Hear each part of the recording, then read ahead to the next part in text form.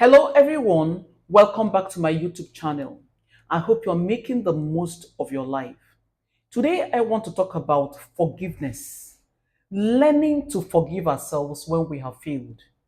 Learning to forgive ourselves even when we feel that we have failed others.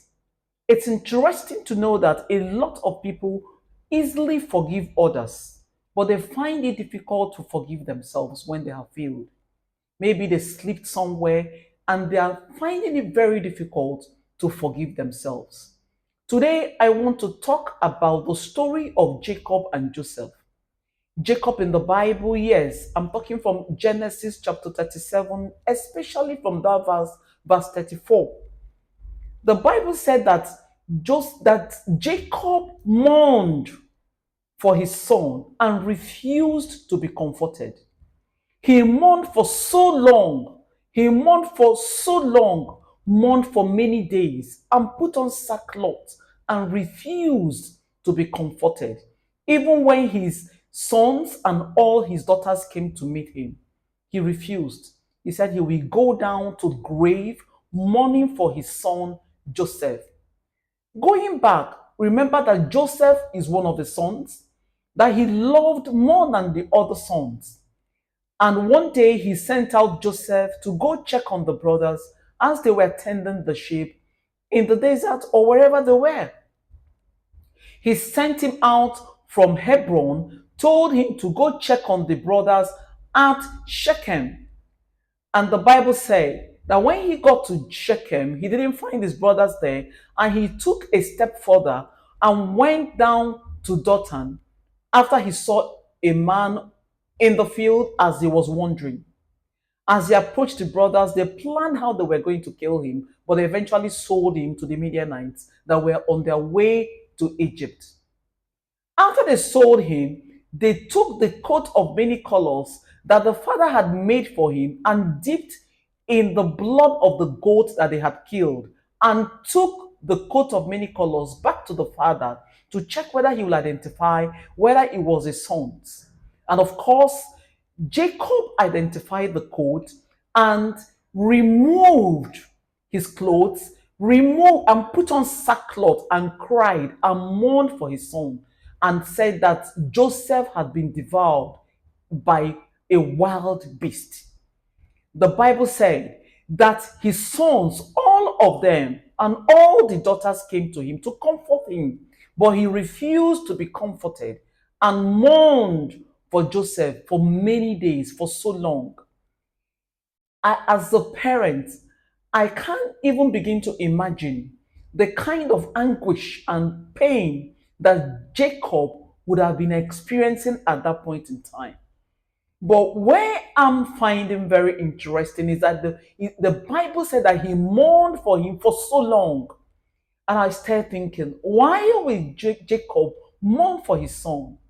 It's good to mourn for his son, but for so long, so long a time, and refuse to be comforted. I want to believe that he refused to forgive himself. He kept playing over the incident in his mind.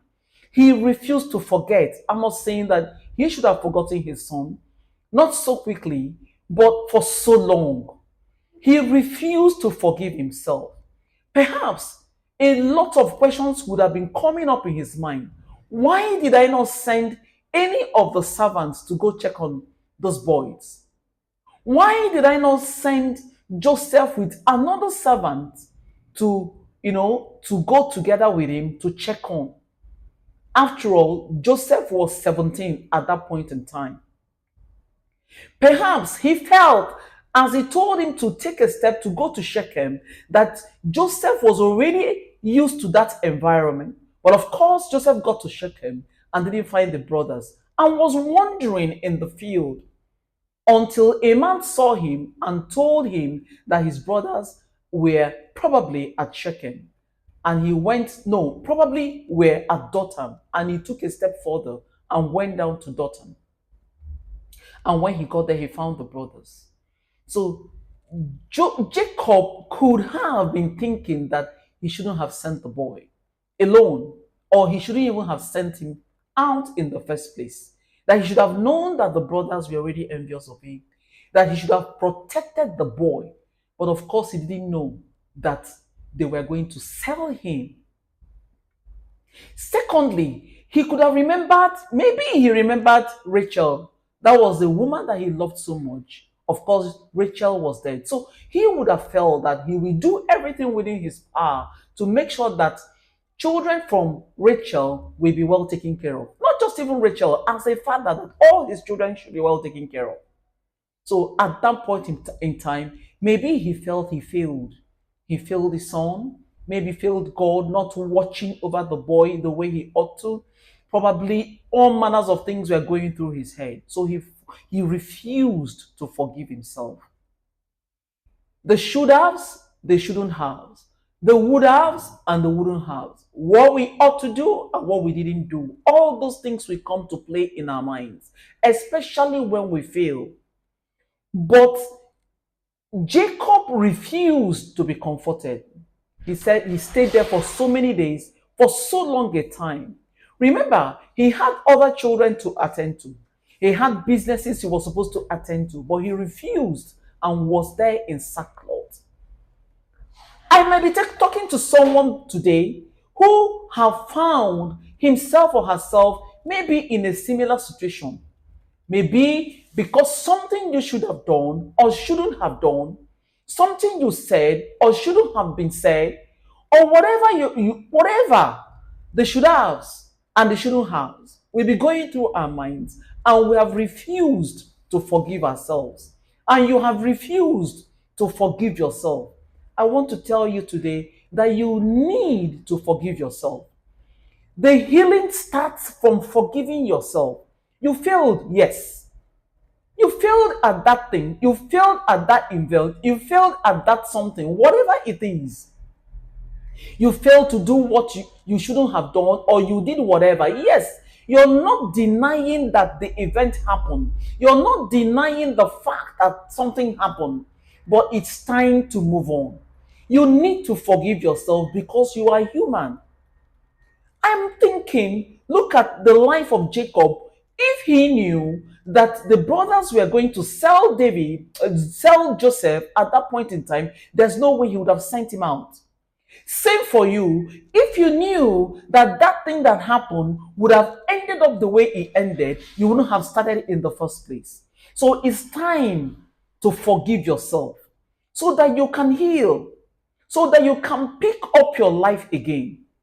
So that you can still do so many things with the remaining part of your life that is left. Yes, as long as you're still alive, that means that God has given you the opportunity to right every wrong, whatever it is that has happened, even the ones you're not able to right. Remember the end of the story.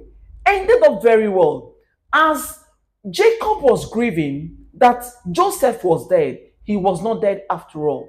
He was still living, going through the process of becoming a prime minister in Egypt.